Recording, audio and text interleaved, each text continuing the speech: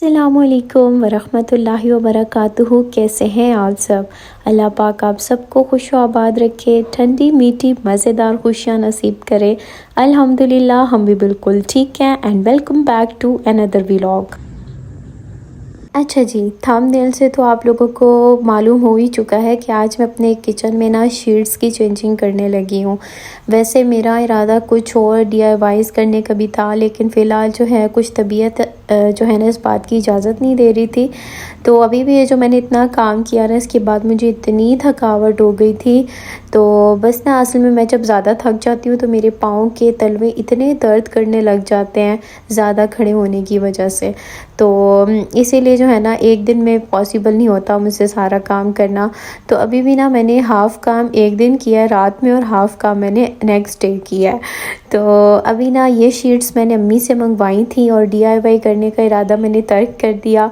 फ़िलहाल यही सोचा कि शीट्स चेंज करके ना कुछ किचन को न्यू लुक दे देती हूँ। एक वजह तो ये थी कि किचन की शीट्स जो थी वो थोड़ी सी उनमें कट्स लग गए थे, काफ़ी टाइम गुजर चुका था उनको। तो इस वजह से जो है ना उनको अब चेंज करना था। दूसरी बात यह है कि मुझे ना थोड़े टाइम बाद दिल करता है घर में कुछ चेंजेस करने का, क्योंकि इससे ना मैं पढ़ रही थी कि पॉजिटिव चेंजेस आते हैं इंसान की अपनी तबीयत में भी। क्योंकि एक जैसी चीज़ में रह रहा है कि इंसान का दिमाग ना थोड़ा सा डल फील करने लग जाता है। तो जब आप थोड़ा सा चेंज करते हो, चाहे वो अपनी रूटीन में कर रहे हो, चाहे अपने घर में कर रहे हो, चाहे अपनी ड्रेसिंग में कर रहे हो, तो आपको ना थोड़ा लुत्फ़ आता है उस चीज़ को और आप इंजॉय करते हो। किचन में ना ग्रीस वगैरह का बहुत अमल दखल होता है, ज़ाहिर है वहाँ पर कुकिंग वगैरह होती है तो काफ़ी ग्रीस पड़ जाती है चीज़ों पर ना। तो मेरी एक आदत है कि मैं जब भी किचन में काम वगैरह कर रही होती हूँ या मेरे पास जब फ्री टाइम होता है तो मैं एक एक चीज़ को ना कोशिश करती हूँ साथ साथ क्लीन करती रहूँ। कभी कैबिनेट साफ़ कर ली, कभी कुछ और साफ़ कर लिया, कभी अपनी मशीनरी साफ़ कर ली। तो उससे ये होता है कि मेरे किचन में इतनी ज़्यादा ग्रीस आती नहीं है। तो अभी मैंने थोड़ा सा लिक्विड सोप डाला और उसके बाद सिरका वगैरह डाल के ना मैंने अपनी सारी कैबिनेट साफ़ की, वॉल्स भी सारी मैंने साफ़ कर दी। तो उससे ये हुआ कि एक ना दोबारा से न्यू शाइन आ गया चीज़ों में। अच्छा, मुझे ना काम करने में मज़ा बहुत आता है। मैं अक्सर ये सोचती हूँ कि अगर मुझे थकावट ना होती ना तो मैं हर वक्त ही काम करती रहती, लेकिन बस क्या करें, इंसान है ना, बॉडी इंसान की थक भी जाती है। तो हज़रत फ़ातिमा रज़ी अल्लाह ताला अन्हा का एक वाक़या याद आ रहा था कि उस दौर में तो बहुत ही ज़्यादा मुश्किल से काम होते थे, चक्की पीसना पड़ती थी और बहुत ही टफ़ रूटीन होती थी उस दौर की ख़वातीन की। तो हज़रत फ़ातिमा रज़ी अल्लाह ताला अन्हा, अल्लाह ताला उन जैसा हमें बनने की तौफ़ीक दे। और वो ना जब चक्की पीसा करती थी तो उनके हाथ पे ना छाले पड़ जाते थे। तो एक मर्तबा हज़रत अली ने उनसे कहा कि प्यारे आका अलैहिस्सलाम के पास कुछ ग़ुलाम आए हैं, तो आप उनसे दरख्वास्त करें कि घर के कामों में मदद के लिए आपको वो एक ग़ुलाम इनायत कर दें। तो हज़रत फ़ातिमा रज़ी अल्लाह ताला अन्हा अपने बाबा के पास गईं। अपने बाबा की बेइंतहा लाडली थी, बेइंतहा मोहब्बत करते थे प्यारे आका उनसे। तो जब उन्होंने दरख्वास्त की ग़ुलाम की तो नबी पाक सल्लल्लाहु अलैहि वसल्लम ने उनसे फ़रमाया, बेटी क्या मैं तुम्हें ऐसी चीज़ ना दे दूँ जो इससे भी बेहतर हो? तो फरमाने लगी कि क्यों नहीं बाबा जान, ज़रूर दीजिए। तो नबी पाक सल्लल्लाहु अलैहि वसल्लम ने फ़रमाया कि 33 मरतबा सुबहान अल्लाह, 33 मरतबा अल्हम्दुलिल्लाह और 34 मरतबा अल्लाहु अकबर पढ़ा करो। ये रिवायत का मफ़हूम है। तो यहाँ पर देखें, नबी पाक सल्लल्लाहु अलैहि वसल्लम चाहते तो अपनी जान से प्यारी बेटी को ग़ुलाम दे देते, हाथों पे छाले पड़े हुए थे उनके, लेकिन इस वक्त भी प्यारे आका ने उनको दुनिया के बजाय आखिरत की तलकीन की। अब ज़िक्रुल्लाह करने की अहमियत यहाँ से पता चलती है कि जब इंसान ज़िक्र इलाही में मशगूल होता है तो उसकी बरकत से इंसान के एक तो दिमाग पर शैतानी ख़यालात नहीं आते, और दूसरी बात यह है कि जब इंसान ज़िक्रुल्लाह में मसरूफ़ होता है तो उसके कामों में आसानी भी हो जाती है और बरकत भी हो जाती है।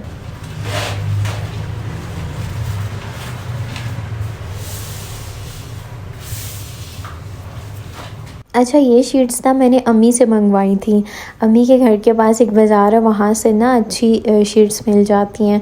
तो मैंने उनसे कहा था कि अगर आपकी तबीयत ने इजाज़त दी तो मुझे ना ला दीजिएगा। तो अल्लाह उनका भला करे, वो उसी दिन ले आई थी। तो ख़ैर यहाँ पर ना वो लाइट कलर लाई थी, तो कह रही थी कि तुम्हारी चूँकि कैबिनेट्स का कलर ब्राउन है तो लाइट कलर उसके साथ अच्छा लगेगा। तो वाकई में मैंने जब डाली हैं शीट्स तो मुझे काफ़ी अच्छा लग रहा है। और आप बताइएगा कि ये किचन में मेरी शीट्स कैसी लग रही हैं।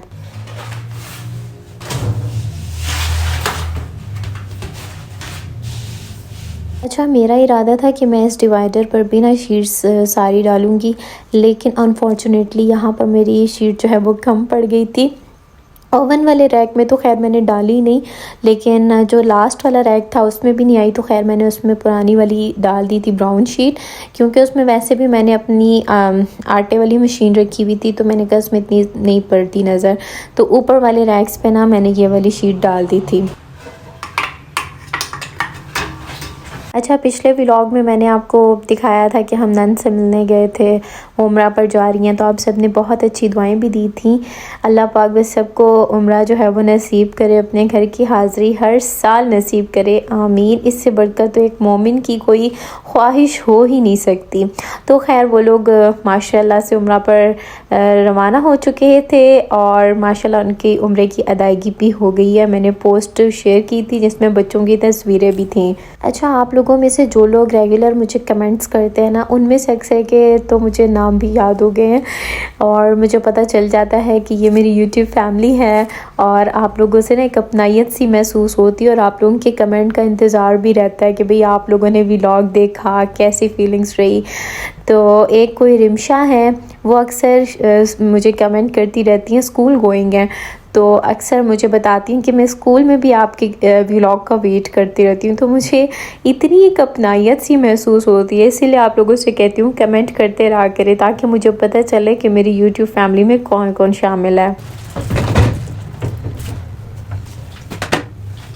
अच्छा, मैं एक ऐसा बंदा हूँ जिसे ना मोटिवेशनल जो तहरीरें होती हैं वो बहुत अच्छी लगती हैं, और इसीलिए मैं चाहती हूँ कि मैं आगे भी वो चीज़ आप लोगों से शेयर करूँ ताकि आप लोगों के अंदर भी वो मोटिवेशन आ सके।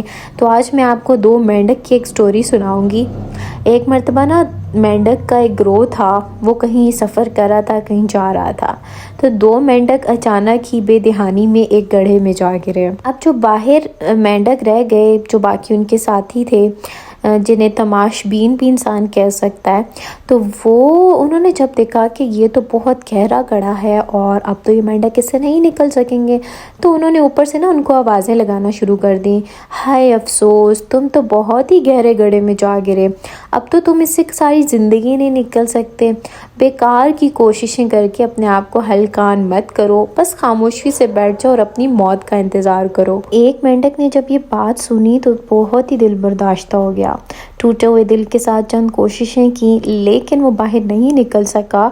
तो ये सदमा उसके लिए जानलेवा साबित हुआ और उसने अपना दम वहीं तोड़ दिया। जबकि दूसरा मेंढक जो था, उसकी कोशिशों में शिद्दत थी, वो बार बार जगह बदल बदल कर जंप लगाने की कोशिशें करता रहा। ऊपर जो मेंढक तमाशबीन थे, वो ज़ोर से आवाज़ें कस कस के और ऊपर से आवाज़ें लगा लगा कर उसे मना कर रहे थे कि बेकार में अपनी मेहनत को ज़ाया मत करो, अपनी टांगों को हलकान मत करो। ये गड्ढा बहुत ही गहरा है और इससे तुम बाहर नहीं निकल सकते, लिहाजा दूसरे मेंढक की तरह तुम भी अपनी मौत का इंतज़ार करो।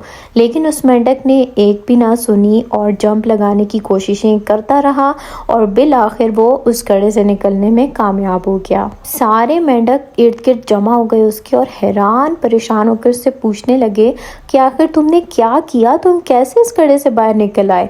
तो उन पर ये इंकिशाफ हुआ कि ये मेंढक तो कानों से बहरा है, यानी कि वो तो सुन ही नहीं सकता। मेंढक सारा वक्त यही सोचकर ज़ोर लगाता रहा और कोशिश करता रहा कि जो गड्ढे से बाहर मेंढक हैं वो उसके खैर ख्वाह हैं, उसके लिए परेशान है और उसे जोश दिला रहे हैं कि वो बाहर निकल सके। जबकि हकीकत क्या थी कि बाहर खड़े तमाशबीन उसकी हिम्मत तोड़ने और बाहर निकलने के अज़्म को तोड़ने की नाकाम कोशिशों में लगे हुए थे। अल-मुख्तसर ये कि दुनिया में आपको ज़िंदगी गुजारने के लिए कानों से बहरा होना बहुत ज़रूरी है।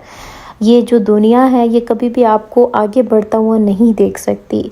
आप एक कदम चलोगे तो वो आपको मंजिल की जो मुश्किलात हैं उनसे डरा डरा कर वापस पलटने पर मजबूर कर देंगे।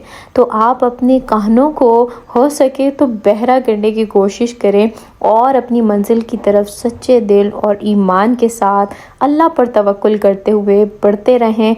एक दिन इंशाल्लाह मंजिल आपको ज़रूर मिलेगी। क्योंकि ना हमारी ज़िंदगियों में ज़्यादा खौफ है ही लोगों का।